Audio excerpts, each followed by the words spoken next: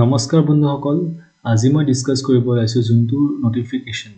DHSI recently release কৰিছে ঠিক আছে বহুত কেটা পোষ্ট নন টেকনিক্যাল পোষ্ট ঠিক আছে তো এই গুটি নোটিফিকেশনটো বিষয়ে মই আপোনালোকৰ লগত ডিসকাস কৰিম ঠিক আছে লগতে ডিসকাস কৰিম যে এপ্লিকেশন ফি কিমান হয় এপ্লিকেশনৰ লাষ্ট ডেট কেতিয়া পোষ্ট কিমান এলিজিবল ক্ৰাইটেৰিয়া কিমান সকলোখিনি মই তথ্য এই ভিডিঅ'টো ডিসকাস কৰিম ঠিক আছে তো যদি আপোনালোকে ভাবিছে এক্সামটো কাৰণে এপ্লাই কৰিব বুলি তেতিয়াহলে আপোনালোকে ভিডিঅ'টো চাওক ঠিক আছে তাৰপিছত যদি গম পায় আপুনি এলিজিবল হয় তেতিয়াহলে আপোনালোকে এপ্লাই কৰিব পাৰিব ঠিক আছে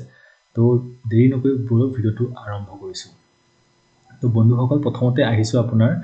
যোনটো নোটিফিকেশন ঠিক আছে যোনটো ৰিলিজ কৰিছে আপোনাৰ কালি ঠিক আছে 3 ছেপ্টেম্বৰ তাৰিখে ৰিলিজ কৰিছিলে মানে কালি নহয় সৰি আজি ঠিক আছে তো পোষ্ট কেটা নাম হৈ গ'ল আপোনাৰ health educator junior assistant account assistant কাম LDA বেসিক হেলথ ওয়াৰ্কাৰ ঠিক আছে তাৰ পিছত লিখিছে আপোনাৰ এপ্লিকেশন ফৰ্ম ফিলআপ ঠিক আছে ফৰ্ম ফিলআপ আপোনাৰ হ'ব 12 তাৰিখৰ পৰা মানে 12 ছেপ্টেম্বৰৰ পৰা আপোনাৰ 21 ছেপ্টেম্বৰৰ ভিতৰত ঠিক আছে তো বহুত কম দিন দিছে মাত্ৰ 9 দিন দিছে ঠিক আছে 9 দিনৰ ভিতৰত যি সকলে কৰিব বিচাৰে আপুনি কৰিব পাৰে ঠিক আছে তাৰ পিছত এটুলি আছে আপোনাৰ নাম্বাৰ অফ পোষ্টৰ কথা ঠিক আছে health educator junior assistant account assistant কাম LDA বেসিক হেলথ ওয়াৰ্কাৰ ঠিক আছে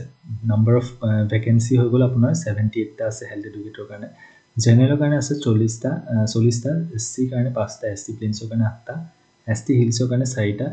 OBC MOBC কাৰণে 20 টা আৰু reserve for OBC MOBC tribes and আদিবাসী কমিউনিটিৰ কাৰণে আছে এটা ঠিক আছে যদি আপোনালোক PWD ক্যান্ডিডেটস হয় তেতিয়াহলে আপোনালোকৰ যদি এইগিটা কন্ডিশন ফলো কৰি আছে তেতিয়াহলে আপোনালোকৰ সকলোৰে কাৰণে এটা পোষ্ট আছে ঠিক আছে তাৰ পিছত আহিলো আপোনাৰ জুনিয়ৰ এসিস্ট্যান্ট একাউন্ট এসিস্ট্যান্ট কাম LDA ঠিক আছে যত আপোনাৰ পোষ্ট আছে 72 টা জেনাৰেলৰ কাৰণে 6 টা SC কাৰণে 6 টা জেনাৰেলৰ কাৰণে 36 টা ঠিক আছে SC কাৰণে 6 টা SC প্লেনছৰ কাৰণে 7 টা ST হিলছৰ কাৰণে 4 টা OBC MOBC কাৰণে আছে 18 টা ঠিক আছে ৰিজাৰ্ভ ফৰ OBC MOBC আদিবাসী ট্ৰাইবছৰ কাৰণে আছে এটা আৰু PWD ক্যান্ডিডেটছৰ কাৰণে সকলোৰ কাৰণে আছে এটা ঠিক আছে আৰু এটো আপোনালোকে চাই ল'ব বেসিক হেলথ ওয়াৰ্কাৰ ঠিক আছে নম্বৰ অফ পোষ্ট আছে 41 টা ঠিক আছে আদিবাসী আৰু ট্ৰাইবছৰ কাৰণে পোষ্ট নাই আৰু PWD যে আপোনালোকে এইগিটা কন্ডিশন ফলো কৰি আছে তেতিয়ালে আপোনালোকৰ এটা পোষ্ট আছে ঠিক আছে তাৰ পিছত দিয়া আছে যে reserve for women will be as per government rule ঠিক আছে আপোনালোকৰ ইয়াত ৰিজাৰ্ভ ফৰ ওমেনৰ কাৰণে এক্সট্ৰাকে দিয়া নাই ঠিক আছে কিন্তু ইয়াৰ পৰা তেওঁলোকে ভাগ কৰিব ঠিক আছে গভৰ্নমেন্ট ৰুলছৰ মতে ঠিক আছে হয়তো 33% হয় চাগে ঠিক আছে 33% ওমেনৰ কাৰণে ৰিজাৰ্ভ থাকিব হয়তো কম হ'ব পাৰে মই একচুয়ালি পাহৰি গৈছো ডাটাটো ঠিক আছে তাৰছত তল সেকেন্ড পইণ্টটো লিখা আছে যে ফাইনেল সিলেকশনৰ সময়ত নাম্বাৰ অফ পোষ্ট ঠিক আছে হয়তো বেছি হ'ব পাৰে কমিবও পাৰে ঠিক আছে এতিয়ালৈকে মানে ফাইনেল সিলেকশনৰ সময়ত ঠিক আছে তো এটো ফিক্সে হয় হেতু তেনেকুৱা কোনো নহয় ঠিক আছে হয়তো ভ্যালিড বাঢ়িব পাৰে কমিব পাৰে তাৰছত process is subject to government approval ঠিক আছে তো সিলেকশন প্ৰসিডিউৰটো চৰকাৰৰ অনুমতি মতে হ'ব ঠিক আছে এটো মেনশন কৰিছে তাৰ পিছত আহক আপোনালোকৰ এডুকেশনাল কোৱালিফিকেশন ঠিক আছে বন্ধুসকল আপোনালোকৰ মানে গুটেকিটা পোষ্টৰ কাৰণে চাবলৈ গলে এডুকেশন কোৱালিফিকেশন একে হয় ঠিক আছে আপোনালোক গ্ৰেজুৱেট হ'ব লাগিব কোনোবা এখন গভৰ্নমেন্ট ৰেকগনাইজ ইউনিভাৰ্সিটিৰ পৰা ঠিক আছে আৰু লগতে আপোনালোকৰ 6 মাহৰ diploma certificate in computer diploma থাকিব লাগিব ঠিক আছে কম্পিউটাৰ এপ্লিকেশনত ঠিক আছে তো এই গুটেকিটা পোষ্টৰ কাৰণে একেই হয় কোৱালিফিকেশন ঠিক আছে পে স্কেলও একেই হয় 14000 ৰ পৰা আপোনাৰ 70000 লৈ আপোনালোকে পাব ঠিক আছে গ্ৰেড পে পাব আপোনালোকে হেলথ এডুকেটৰ কাৰণে 7600 এসিস্ট্যান্ট জুনিয়ৰ এসিস্ট্যান্টৰ কাৰণে পাব আপোনালোকে 6200 আৰু বেসিক হেলথৰ কাৰণে পাব 5600 ঠিক আছে তো ইটো আছিল আপোনাৰ এডুকেশনাল কোৱালিফিকেশন তাৰ পিছত আহিলো আপোনাৰ এলিজিবিলিটি ক্ৰাইটেৰিয়া ঠিক আছে তো এলিজিবিলিটি ক্ৰাইটেৰিয়াটো ফুলফিল কৰিবলৈ হলে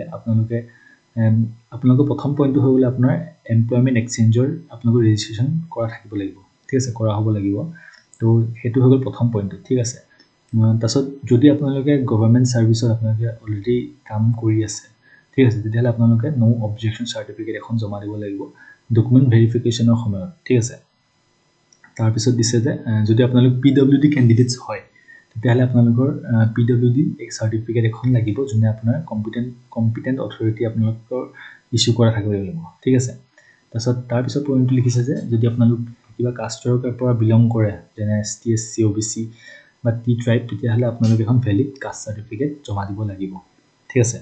এটো আছিল তাৰছত আহিলো আপোনাৰ এজ লিমিট ঠিক আছে এজ লিমিটটো চাওক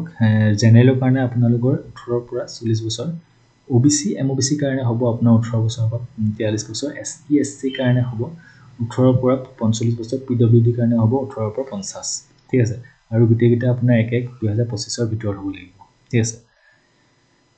এপ্লিকেশ্যন ফিটো চাওক, এপ্লিকেশ্যন ফিটো একো দিব নালাগে, এইটো টোটেলি ফ্ৰী হয়, ঠিক আছে। লাইক ADRE টাইপে হয়, ঠিক আছে। তাৰপিছতো লিখিছে আপোনাৰ চিলেকশ্যন প্ৰচেছ, ঠিক আছে। চিলেকশ্যন প্ৰচেছটো ইয়াত কৈছে যে তেওঁলোকে জনাব সময়ৰ লগত যে কি কেনেকৈ কৰিব চিলেকশ্যন, ঠিক আছে। ডিপাৰ্টমেণ্ট ৰিজাৰ্ভটো এইটো কৈছে যে আপোনালোকৰ যদি কিবা এলিজিবিলিটি ক্ৰাইটেৰিয়া মিলা নাই, ঠিক আছে, আপোনালোকে ফৰ্ম ফিল আপ কৰিছে কিন্তু মিলা নাই, তেতিয়াহ'লে তেওঁলোকে কেণ্ডিডেটছৰটো কেঞ্চেল কৰিব পাৰে, ঠিক আছে। তাৰপিছত কৈছে যে এপ্লিকেশ্যন ফৰ্মখন আপোনাৰ 12 তাৰিখৰ পিছত তেওঁলোকে ৰিলিজ কৰি দিব, ঠিক আছে, তেতিয়া আপোনালোকে এপ্লাই কৰিব পাৰিব। তো এইটোৱে আছিলে আপোনাৰ অভাৰঅল নটিফিকেশ্যনটোৰ কথা, ঠিক আছে। তো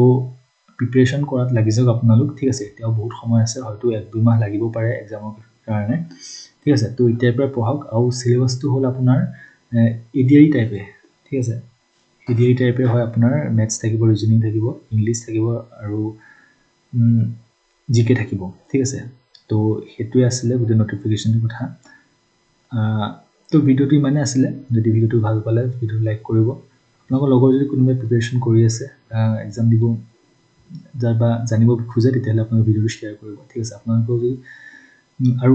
যদি এক্সামটো দিব বিচাৰে, ভালকৈ প্ৰিপেৰেশ্যন কৰক, ঠিক আছে। মই ভিডিঅ' আনি থাকিম, চেনেলটো ছাবস্ক্ৰাইব কৰি ল'ব। তো ভিডিঅ'টো ইমানে আছিলে, ধন্যবাদ।